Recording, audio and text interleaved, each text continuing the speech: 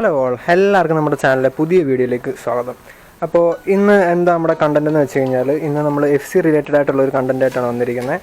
അതായത് FC എല്ലാവർക്കും ഭൂരിഭാഗം ആളുകൾക്കും നേരിടുന്നൊരു പ്രശ്നമാണ്. അതായത് നമ്മുടെ ഈ സ്പീഡോമീറ്ററിൻ്റെ സെൻസർ കേബിള് കട്ടായി പോവുക, അല്ലെങ്കിൽ അത് ഡാമേജ് ആയിട്ട് സ്പീഡോമീറ്റർ വർക്ക് ചെയ്യാതിരിക്കുക. അപ്പോൾ FCയുടെ സ്പീഡോമീറ്ററിൻ്റെ സെൻസർ എങ്ങനെ റീപ്ലേസ് ചെയ്യാൻ നമുക്ക് ഇന്ന് കാണാം. ഓക്കെ, അപ്പോൾ വീഡിയോ സ്കിപ്പ് ചെയ്യാതെ കാണാം. അപ്പോൾ ഇതാണ് ഐറ്റം. ഇതാണ് നമ്മുടെ സെൻസർ കേബിൾ വരുന്നത്. അതായത് ഇത് യമഹയുടെ ഒറിജിനൽ ജെന്യുവിൻ പാർട്ടാണ്. അപ്പോൾ ഇത് ഇനിയും വാങ്ങണം എന്നുള്ളത് ഇത് പാർട്ട് നമ്പറൊക്കെ നോക്കി വെച്ചോളാം. ഇതിന് ഏകദേശം 670 രൂപയാണ് വരുന്നത്. ഓക്കെ, അപ്പോൾ കേബിൾ മാറാൻ വേണ്ടി നമുക്ക് വേണ്ടത് 20-ൻ്റെ റിംഗ് സ്പാനറാണ് വേണ്ടത്.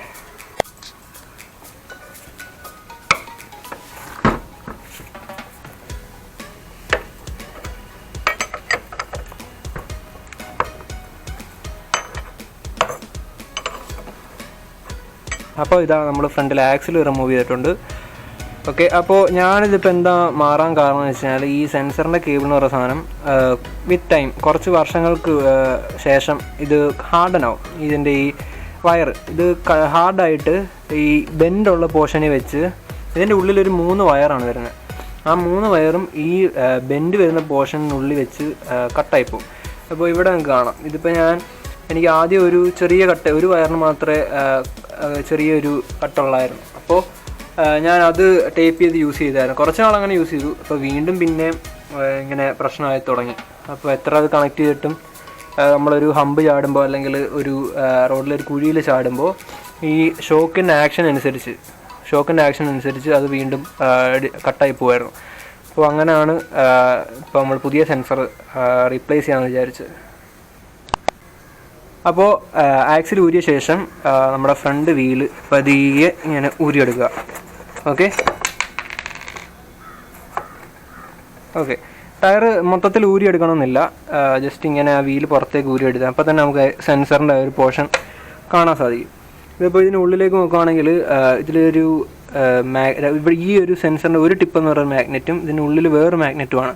അപ്പോൾ ഈ മാഗ്നറ്റ് തമ്മിൽ ഇതിന് ഈ ഉള്ളിലെ പോർഷൻ ഇങ്ങനെ റൊട്ടേറ്റ് ചെയ്യുമ്പോൾ ഉണ്ടാകുന്ന ഒരു മാഗ്നറ്റിക് പൾസിനെയാണ് നമുക്കിവിടെ സ്പീഡോമീറ്ററിൽ റീഡിംഗ് ആയിട്ട് നമുക്ക് കാണാൻ സാധിക്കുന്നത്. ഓക്കെ, അപ്പോൾ ഇതിൽ ഒരു സൈഡ് ഇപ്പോൾ നിങ്ങൾക്ക് ശ്രദ്ധിച്ച് നോക്കി കാണാം, ഒടിഞ്ഞിരിക്കുക. ഷിപ്പർ സൈഡ് ഒടിഞ്ഞിട്ടില്ല. അപ്പോൾ എന്തായാലും ഇത് മാറാൻ ടൈം ആയായിരുന്നു. ഓക്കെ, ഫ്രണ്ട് വീൽ ഊരി എടുക്കുമ്പോൾ പ്രത്യേകം ശ്രദ്ധിക്കേണ്ട ഒരു കാര്യമുണ്ട്. നമ്മുടെ ഡിസ്ക് വെള്ളിലേക്ക് നമ്മൾ എടുത്തു കഴിഞ്ഞാൽ ഒരിക്കലും നമ്മൾ ഫ്രണ്ട് ബ്രേക്ക് നമ്മൾ യൂസ് ചെയ്യരുത്. ഫ്രണ്ട് ബ്രേക്ക് നമ്മൾ അമർത്തരുത്. കാരണം അമർത്തി കഴിഞ്ഞാൽ ഈ പിസ്റ്റൺ പുറത്തേക്ക് തള്ളുകയും ഡിസ്ക് പാഡ് വെളിയിലേക്ക് തള്ളി വരികയും ചെയ്യും. പിന്നെ നമുക്ക് ഈ ഡിസ്ക് കയറ്റാൻ പറ്റത്തില്ല. പിന്നെ ഇതെല്ലാം ഈ കാലിപ്പർ എല്ലാം അഴിച്ച് ഉള്ളിൽ നിന്ന് നമ്മൾ ആ ബ്രേക്ക് പാഡും ഊരി എടുത്തിട്ട് പിസ്റ്റൺ പ്രത്യേകം നമ്മൾ അതിനുള്ളിലേക്ക് അടിച്ച് കയറ്റേണ്ടി വരും. അത് വേറെ കാര്യം, അത് വിട്. അപ്പോൾ എന്തായാലും ഫ്രണ്ട് ബ്രേക്ക് അമർത്താതിരിക്കുക. ഓക്കെ, അപ്പോൾ ഇതാണ് നമ്മുടെ പുതിയ സെൻസർ. ഓക്കെ, പണ്ടുള്ള വണ്ടികളിലൊക്കെ ആയിരുന്നെങ്കിൽ ഈ സ്പീഡോമീറ്റർ അങ്ങനെ വർക്ക് ചെയ്യുക വെച്ച് കഴിഞ്ഞാൽ ഒരു ക്രൗണും ഒരു പിനിയണും കാണും. അതായത് ഒരു സെറ്റ് ഓഫ് ഗിയേഴ്സാണ്.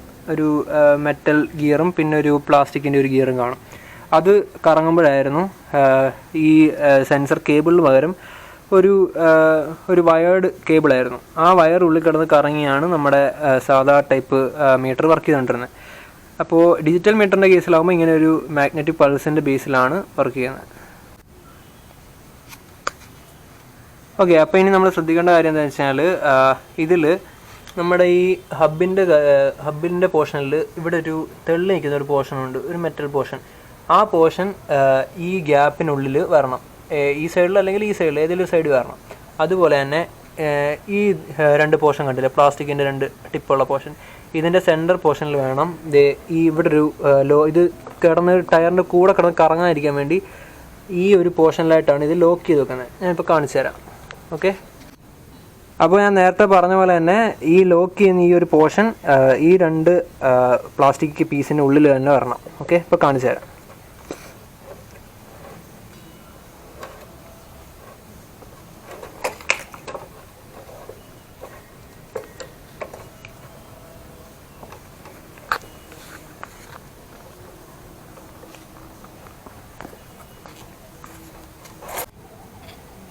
അപ്പോൾ ഓക്കെ. ഈ ഡിസ്കിന് ചെറിയൊരു ജാം വരുന്നുണ്ടെങ്കിൽ നമ്മുടെ ബ്രേക്ക് പാഡ് ഒരു സ്ക്രൂ ഡ്രൈവർ വെച്ചൊന്ന് ജസ്റ്റ് ഒന്ന് അകത്തി കൊടുക്കുക. എന്നിട്ട് പതിയെ ഇതുള്ളിലേക്ക് തള്ളി കൊടുക്കുക. അപ്പോൾ ഓക്കെ, ഞാൻ പറഞ്ഞ പോലെ തന്നെ ഈ ലോക്കിനുള്ളിലാണ് ഈ ഒരു മെറ്റൽ പീസ് വന്ന് കയറേണ്ടത്. അത് മാത്രം ശ്രദ്ധിക്കുക.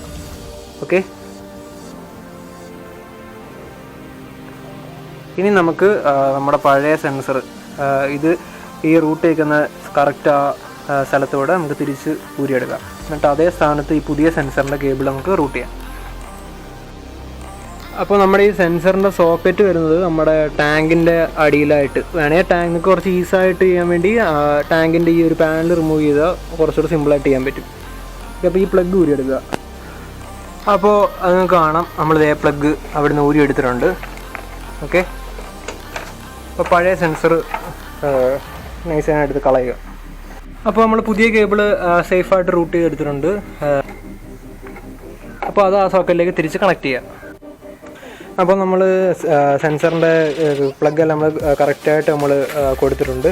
അപ്പോൾ ഇനി സ്പീഡോമീറ്റർ വർക്കിംഗ് ഉണ്ടോ ജസ്റ്റ് ഒന്ന് കറക്റ്റായിട്ട് ചെക്ക് ചെയ്യുക. ഓക്കെ, ജസ്റ്റ് ഒന്ന് ചെക്ക് ചെയ്യുക. ഓക്കെ, ഫ്രണ്ട് വീല് പൊക്കി നിർത്തിയിട്ട് വീലൊന്ന് കറക്കി നോക്കുക. അപ്പോൾ നമുക്ക് കാണാൻ സാധിക്കും കറക്റ്റായിട്ട് വർക്ക് ചെയ്യുന്നുണ്ട്.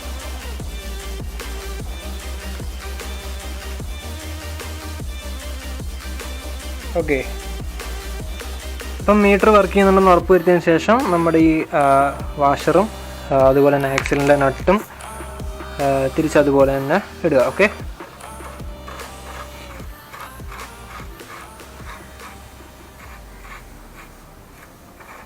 ഇന്നത്തെ കണ്ടന്റ് എന്ന് പറഞ്ഞാൽ ഞാനിപ്പോൾ FC-യിൽ ഇത് കാണിച്ചെന്ന് വെച്ച് ഇത് ഒട്ടുമിക്ക ഡിജിറ്റൽ മീറ്ററുള്ള എല്ലാ വണ്ടിയിലും പൾസർ ആയിക്കോട്ടെ FC ആയിക്കോട്ടെ FC-യുടെ ഏത് വേർഷനും ആയിക്കോട്ടെ ബേസിക് ഇത് എല്ലാം സെയിം തന്നെയാണ്.